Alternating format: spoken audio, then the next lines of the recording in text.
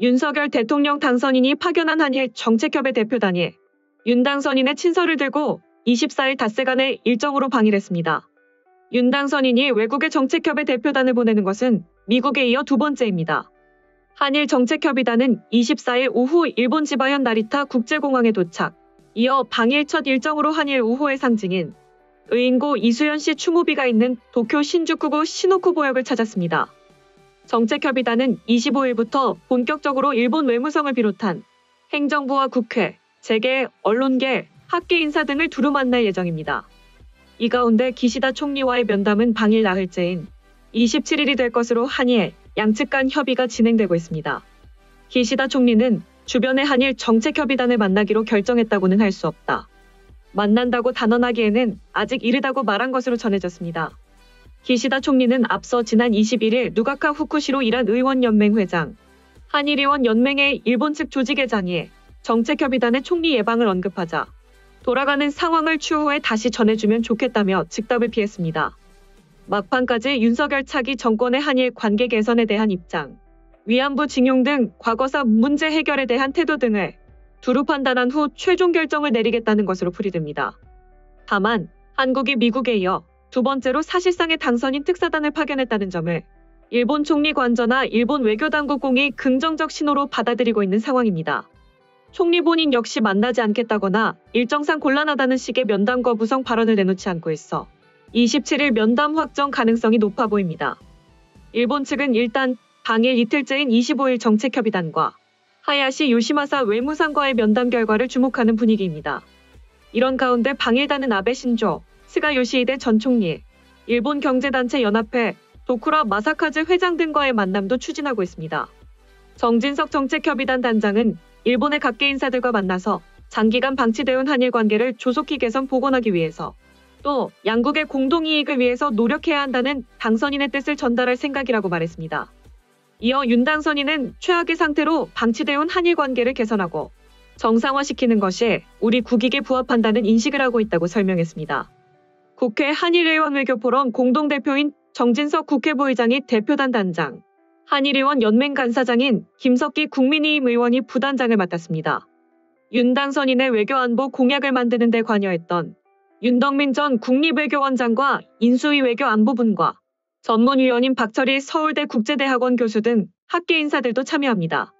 또 2015년 한일 위안부 합의 당시 외교부 동북아국장으로 대일 협상 실무를 맡았던 이상덕 전 주싱가포르 대사도 대표단에 포함됐습니다. 이에 대해 정치 전문가들은 일본 간다고 좋아했는데 정작 일본 총리는 우리 측 인사들을 만나줄지도 잘 모르는 상황이라며 일본 언론은 한국이 대체 일본에 왜 그러는지 모르겠다. 유독 일본에만 예민하다고 보도할 정도로 한국을 냉대하게 대하는 중이라고 전했습니다. 다음은 해당 소식을 접한 일본 네티즌들의 반응입니다. 중국 방문에 대해 앞으로 기우뚱하기도 하는 임 회장의 움직임을 보고 있으면 불안합니다. 이 대신은 교태를 부리기도 하다고 들었습니다. 게다가 하야시 외상은 한일 관계를 개선하고 싶어 안달이 난 모양입니다. 한일 관계 개선을 위해서는 신뢰관계의 회복이 중요하다고 생각한다. 그러기 위해서는 이란 기본조약이나 위안부 합의 등 나라와 나라의 약속을 지키는 것이 필수다. 딱딱한 주제는 빼고 우선은 자국의 화이트 국가 부활 등 영문 모를 일을 기시다 정권이 할지도 모른다고 생각할 정도니 그들을 신용할 수 없다. 한국 측이 일본에 대해 일방적으로 문제를 야기하고 있는 상황에서 바쁜 일본의 내각 총리 대신이 무슨 권한이 있는지도 모르는 한국 측 사람들에게 왜 귀중한 시간을 할애하지 않으면 안 된다는 건가? 이야기가 절충되지 않는 가운데 톱이 나가기에는 시기상조라고 나는 생각한다. 총리 관저를 중심으로 윤 당선자의 한일 관계 개선 의지를 평가하고 일본 측도 성의를 보여야 한다는 분위기가 형성됐다고 한다. 이 기사가 사실이라면 기시다 내각의 본성을 보았다고 할까? 우리 측에서 구체적으로 아무것도 제시하지 않은 건가? 이렇게 될 것은 예상할 수 있었지만 친중 친한 의원이 많은 기시다 내각으로서는 이때를 기다렸다는 뜻일 것이다. 일본 측을 향해 꼬리를 흔들었다고 바로 보여지는 역시 일본 정부 전통의 무사한 일근성. 어느 쪽이든 결국 기시다에게 외교는 전혀 맡길 수 없다는 것이며 이 내각은 세계 정세에 있어서 일본을 망하게 만든다. 만나는 것 자체는 나쁘지 않아. 문제는 만나서 무엇을 의논할 것인가다. 1년의 반일에 대한 사죄 요구와 제3 방지책 제시를 해야 한다.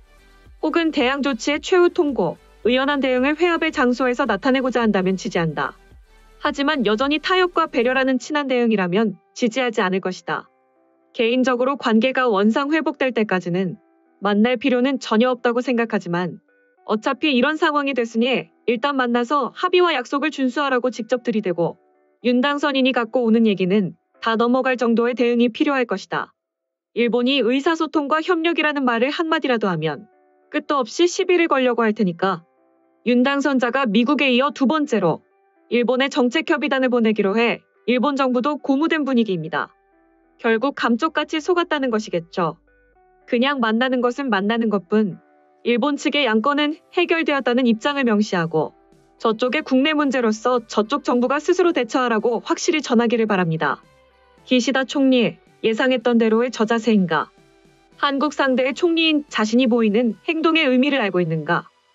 아무리 대통령이 바뀌었다고 하지만 아직 아무것도 해결되지 않았다. 기시다 씨, 정말 이 사람들과 만난다는 농담은 이제 그만해 주셨으면 합니다. 당신은 어쨌든 일본의 총리 대신이지 않나요? 일단 참석만 하고자 하는 생각이겠지만 결코 총리의 격을 떨어뜨려서는 안 됩니다. 저쪽은 그냥 친서 가져오는 심부름꾼들이고 예의 없게 바로 한참 윗사람인 당신을 만나도 되는 것이라 생각하는 졸렬한 사람들이니까요. 아직 우리 측이 제시한 문제에 대해 답을 받지 못한 걸로 기억하는데 해결하기도 전에 직접 방문한다고. 게다가 바로 기시다 씨를 언급하는 것은 말도 안 된다고 생각한다. 온건한 기시다 씨가 실시간으로 한국의 말에 고개 숙이는 장면을 만들어 일본 전체의 모욕감을 주려는 의도로만 보인다. 매번 당하는 식으로 결국 지금과 같은 대립이 됐으니까 일본으로서는 현재가 최고의 관계로 여기서 더 개선해야 할 현안이 어딨는가. 곤란하면 다시 예전의 양보, 사과, 배상으로 돌아가기를 기대하고 있는 게 한국의 새 정부 출범 후 행동의 특징이다. 일본 수상이 한국의 협의단과 만나는 것의 메리트는 아무것도 없다고 생각되는데 일본 측은 도대체 무엇을 기대하고 있는 것일까? 최근 수년간의 한국의 국제법 위반의 시정을 바로잡는다면 만날 필요는 전혀 없다. 그 후 한국의 동향을 지켜보면 될 뿐이다.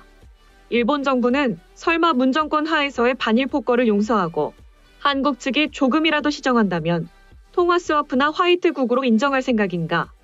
어차피 같은 문제로 일본에게 답을 요구할 게 뻔하다. 그저 일본 관광 목적으로 방문했다고 밖에 안 보여. 이미 확정됐다면 어쩔 수 없지만 일본에서 용건만 해결한 후 빠르게 돌아갔으면 한다. 새 정부에 대해 우리 입장을 분명히 보여야 한다. 그들이 향해야 하는 올바른 길을 제시해줘야 한다. 또 한국에 양보하겠다와 같은 소리를 할 생각이라면 당장 접어두시고 한국이 일본 측의 말을 오해하는 일이 없도록 우리 주장을 확실해 분명하게 전달해야 한다. 한국 스스로 그간의 문제를 해결할 의지를 보이지 않는다면 더는 들을 필요 없이 그 자리를 떠나는 게 맞다. 같은 내용만 다루게 되는 순간 결국 시간 낭비일 뿐이다. 소식 마치겠습니다. 오림박스는 내일도 최선을 다하겠습니다. 감사합니다.